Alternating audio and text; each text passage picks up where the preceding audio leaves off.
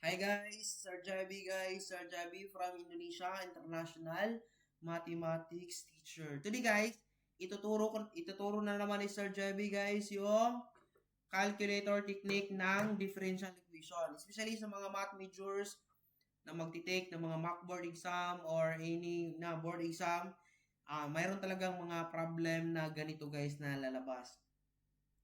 Okay, kaya tuturuan ko kayo kung paano ito solve less than 1 minute only using calculator technique. But let us rationalize first this item. Now, differentiate y is equal to x squared plus 3 over 5x plus 4. Oh. Ano yung? Marami kasi tayong rule of differentiation. Meron tayong chain rule, meron tayong tinatawag na Power rule, product rule, and quotient rule. Oh, anong rule ito gagamitin? Kapag naka-fraction, gagamitin natin ang anong gagamitin natin? Quotient rule. Ano yung formula ng quotient rule? dy over dx u prime v minus v prime u over v squared. Or ang iba, ginagamit nila f prime of x, g of x minus g prime of x, f of x, then over g of x squared. Tama? O, yan. O, that's it. Now, ba't tingnan natin, Sir Javi, yung mga choice? Kasi meron naman tayong choices. Elimination muna tayo. Kapag walang notation, this one like this, hindi yan derivative. Kasi kapag merong y prime dy over dx, ito yung mga notation ng derivatives. Meaning to say na differentiate na natin ang function. Tingnan natin si letter A. Mali na yan kasi walang y prime. Si letter B, mali na rin yan. Walang y prime. O, meron na tayong C and D. Tingnan nyo sa formula. 5x plus 4 squared yung denominator. Tingnan nyo sa letter D. 5x minus 4. So, mali na rin sa letter D. Kahit hindi na natin ito i-solve, alam na natin na ang sagot is letter C. But what if, Sir Javi, hindi ganyan yung mga choices? Merong y prime, ang lahat ng denominator 5x plus 4. Paano natin nalalaman, Sir Javi, na ang sagot ay ganyan?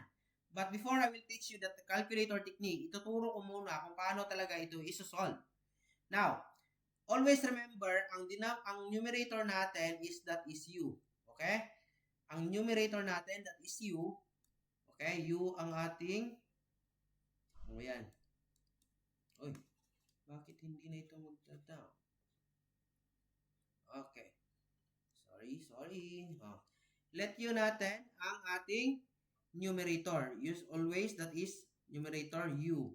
Ang v natin, yung denominator. Now, kunin natin ang derivative ng u natin. Ano yung derivative ng u natin? U prime 2x. Ano yung derivative ng v natin? 5. Substitute lang natin yan sa formula. U prime v, so 2x. Ang v natin is 5x plus 4. Tama. Then subtract. Then v prime. Ano yung v prime natin? 5. Yung u natin is x squared plus 3 over 5x yung v natin, 5x plus 4, naka-squared yan. Then, that's the time na mag-simplify na tayo. 2x times 5x, that is 10x squared. 2x times 4, that is positive 8x minus negative 5x squared, that is minus negative 5 times 3, 15, over 5x plus 4 squared. If you want to simplify 5x plus 4 squared, it's okay. But sa choices, hindi na niya simplify. So, stick tayo sa choices. Now, combine like terms, 10x squared minus 5x squared. Ang sagot, 5x squared. Then, copy lang 8x kasi walang kapariha. Then, over 5x plus 4 squared. Diba? Ito yung sagot natin sa choices. Tama? At this moment, tuturo ko na sa inyo kung paano isolve ito using calculator technique. Trial and error. Okay? Okay. Ito yung calculator natin. Then, shift muna natin 93 para ma-reset natin yung ating calculator. Now, di ba ang sagot natin 5x squared plus 8x minus 15 over 5x plus 4 raised to 2. Kapag derivatives, guys, kapag gagamit tayo ng calculator technique, ang ating first step, shift integral. Kasi kunin natin yung derivatives niya.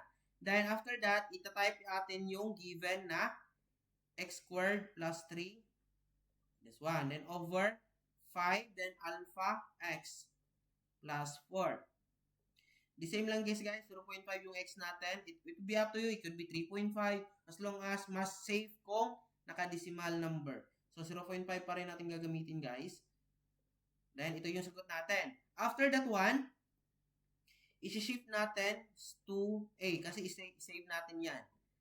Then, after that, ita-type natin yung sagot natin na, dito ka na mag-type ng error. Kaya, mag-practice kayo paano maggamit ng calculator para mabilis kayong mag-type. So, madali lang. Kasi mas madali ito, mas safe.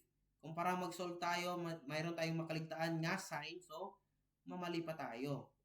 So, ito na yun ang sagot natin. Square. Then, calc 0.5. Dapat 1 ang sagot natin yan kapag i-divide natin kanina. So, answer, divide. Saan natin i-save? Diba sa A, alpha, A. Then, dapat ang sagot niyan ay 1. Kapag 1 ang sagot dyan, that is correct. Our answer is correct.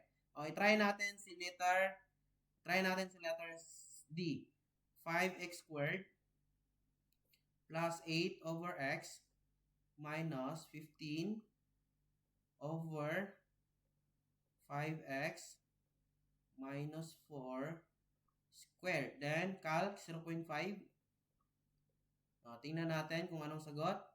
Answer, divide, alpha, A. Hindi 1 ang sagot. Therefore, mali yan. Tingnan nyo si letter C. Si letter A is also correct.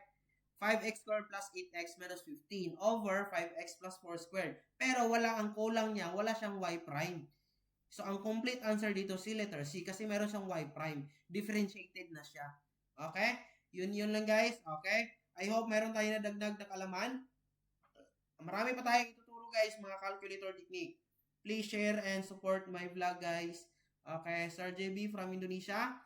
Signing out for today. I hope marami na naman tayo na dagdag na kaalaman.